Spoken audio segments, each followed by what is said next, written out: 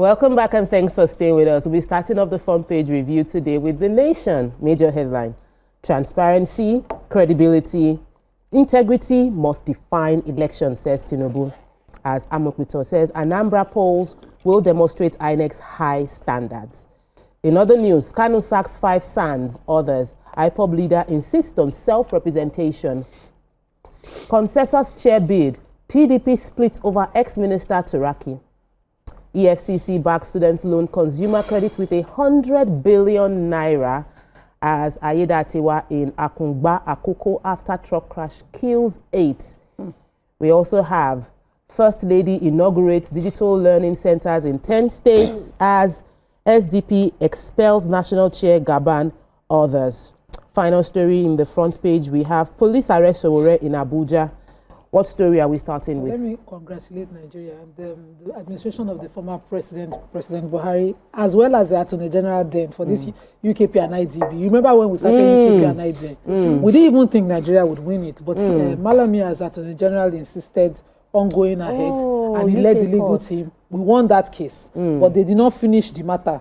So there was a £44 million legal costs that Nigeria paid. We paid the money in pound. Imagine them. They already go to court. Go and be telling courts that the cost should be awarded to us in naira. Courts now say, so they now have to look into what currency cost should be awarded. That's where they have now. That's what now delay it. But the judgment have now come out. UK Supreme Court now says that cost must be paid in the currency with which it was incurred, which is pounds. That's all. They quote law. I'm not even doing law this because I say Nigeria is there's a no one back kind of topic. We are happy that we didn't have to spend that money. We didn't fall. So that's how it was. So the court awarded costs to them in sterling, and they wrote it there that it must be recovered in sterling, Great Britain pounds rather than Nigerian naira. End of story. So we're winning. We have gotten our money as cost has been awarded. God will do it. Not less than 100 billion out of the recovered over 566 billion loot by the Economic and Financial Crimes Commission, EFCC, in the last 2 years has been pumped into the student loan scheme and consumer credit policy. The two programs are key electoral promises of the Bola Ahmed Tinubu's administration, which have been fulfilled. Now, besides some of the recovered properties have been given to government agencies for use as offices, the EFCC Director of Media and Publicity, Mr. Wilson, made this known yesterday while giving the 2-year scorecard of the Commission's chairman, Mr. Ola Olukoyede in Abuja. And he said part of the funds recovered by the Commission in the last 2 years was invested in critical social investment programs, the student loan scheme and the consumer credit scheme. A total of 100 billion of funds recovered by the Commission was invested in these two schemes. Now, also agencies of government, including the Niger Delta Development Commission, NDDC, the Asset Management Corporation of Nigeria, AMCON, and the Federal Inland Revenue Service, FIRS, and the National Health Insurance Authority are also beneficiaries of funds recovered by the Commission. A number of property recovered by the Commission have been allocated to some agencies of government for use as offices. Apart from the recoveries as well, Wajeren said that the Commission has done its best to stimulate the economy. The EFCC chairman, upon his appointment, had set up a task force on naira abuse and dollarization of the economy with presence across all the zonal directorates. The task force, they said, went after current racketeers and speculators with the arrest and prosecution of some culprits, while the offensive against naira abuse improved public consciousness on proper handling of our naira. It may have also reduced the cost of currency management by the Central Bank of Nigeria. So they went ahead to list many of the things that they have achieved so far. That's the EFCC Commission. That's it. Fantastic. So who has the inauguration by the First Lady? It's me.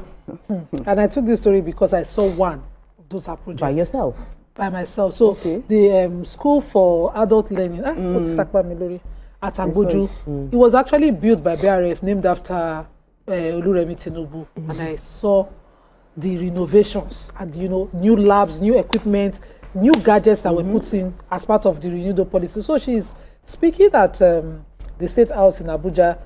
She was yesterday calling for increase in digital literacy among Nigerians, and she spoke at the while inaugurating the 10 Renewed Hope Initiative, National Information Technology and Development Agency, digital learning centers, 10 across the state, across 10 states in the federation.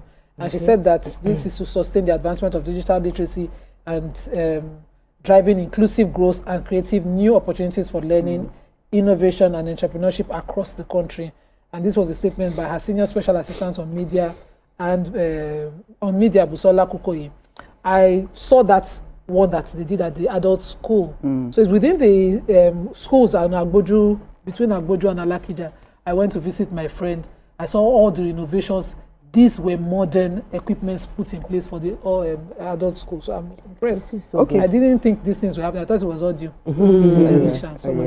So I have an important news. There's now wait and get driver's license. They said that the FRSC is now saying that the hassles will soon be over with the technology it has now acquired. They said the marshal, that's the FRSC court marshal, Shehu Muhammad, said they have activated plans to overcome the challenges associated with delays in obtaining the driver's license and number plates. He said our printing facility has been upgraded to print an average of 15,000 driver's license daily. He's also said that we are also about to commence the contactless biometric capture with on-spot printing of the license, which will eliminate temporary licenses, thereby signaling the beginning of a digitalized one-stop shop for processing driver's license. He said that this capacity now will be able to print 40,000 licenses daily, thus enabling it to clear about 400,000 of the about 800,000 backlog of the driver's license. So this new one will be able to make sure that at least they are able to get the new driver's license and everything. Yeah. So this is a very good one. And he said we should look forward to I captured. Thank you. I captured as at March. It was supposed to be ready within 3 months. As at last week, my driver's license is not ready. Some people will even have the temporary one. Some people will have the temporary one and it will be there for long. My temporary has expired. It will expire, exactly. Go and get another temporary. Let's take our next paper. I am waiting for this miracle, and I want to be among the. And I have people inside. Yeah. Daily Sun. Major headline. President Tinubu gives INEC chair marching order on Anambra global election. I'll deliver free, fair, transparent polls, vows Amopiton as he assumes office. In other news, why Africa's development is stunted from Wike calls for homegrown investments to drive development. As foreign inflows surged by 231% to 1 trillion naira amid renewed investors' confidence. Reps move to strip presidents of power to sack EFCC chairman. Free Nnamdi Kanu now. Police arrest Sowore at IPOB leaders trial. Terrorism charge. Nnamdi Kanu sacks legal team. Calls Wike, Uzodinma, Malami, others as witness.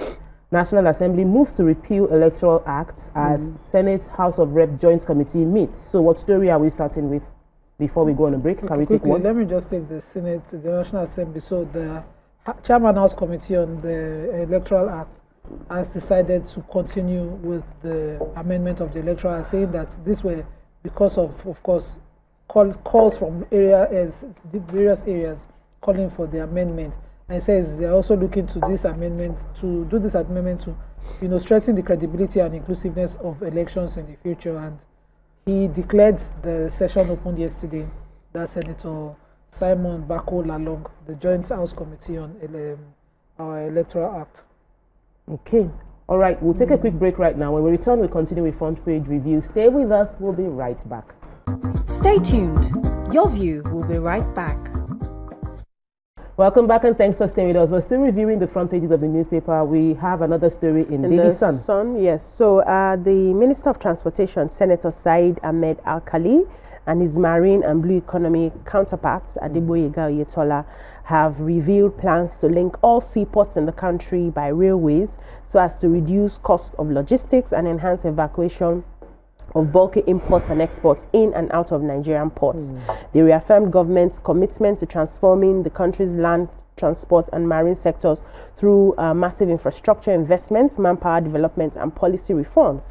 Now, making this known at the 2025 Nigeria Transport Sector Summit organized by Transport Correspondents Association of Nigeria, that's the TCAN, in Lagos recently, the ministers described ongoing government efforts as critical to unlocking the nation's economic potential and driving inclusive growth. So the key achievements of the present administration were highlighted, including the ongoing modernization of several rail corridors like Port Harcourt-Maiduguri rail line, while the Port Harcourt-Aba segment has been completed and operationalized. The Kaduna-Kano and Kano-Maradi lines have also seen rapid progress, with execution levels now exceeding 50% and 60% respectively, up from 5 to 15% at the start of the administration. At the pace they are going, they said that the Kano-Maradi line will reach Katsina by December 2025 and be ready for full completion by March 2027. Wow. That's according to the minister. So this is a good one, yes, for our logistics and for making it easy to take off the load from our roads to the ports. If the rails are linked to the ports, we have very free access of goods delivery, and it's a good one. Okay, so I have the story. They said the foreign inflows has gone up. They said the foreign portfolio inflows into the Nigerian Exchange Limited went up to about 231% in the first 9 months of 2025, reaching 1.03 trillion. They said the foreign portfolio participation in equity trading reported this release, and they said before it used to be 310.8 billion, but now it has gone up to 1.03 billion. They said this compares with the 310.8 billion recorded in the same period. The report has also showed foreign outflows climbed by 110% to 810.4 billion, bringing total foreign transactions to 1.84 trillion during the review period. They also said that return of foreign capital is an encouraging signal for the Nigerian economy, as it only strengthens liquidity in the stock market, but also enhances the country's external reserves and exchange rate stability. And they also said that that has doubled in the 9 months of 2025, reaching 8.54 trillion and 115.2% increase from 3.97 trillion recorded in the same period of 2024. There are just so many figures there, but keep it coming. People come and invest in the country.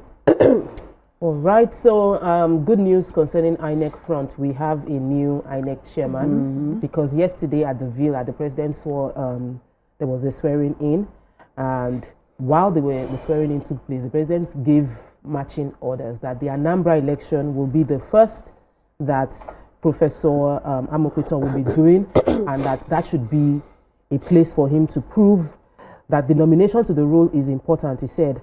And subsequent confirmation by the Senate is a testament of his capacity and the confidence reposed on him by both the executive and legislative government. So he's asked that it must be done free, it must be done fair, there must be integrity in the Nigerian election, and enhanced the commission's integrity. So, of course, in his welcome address, he mentioned that he will deliver a free and fair, transparent poll in Anambra State. So we're looking forward to that, because the better our democracy is, the better our election is, the better our democracy would be. So we must strengthen it all through.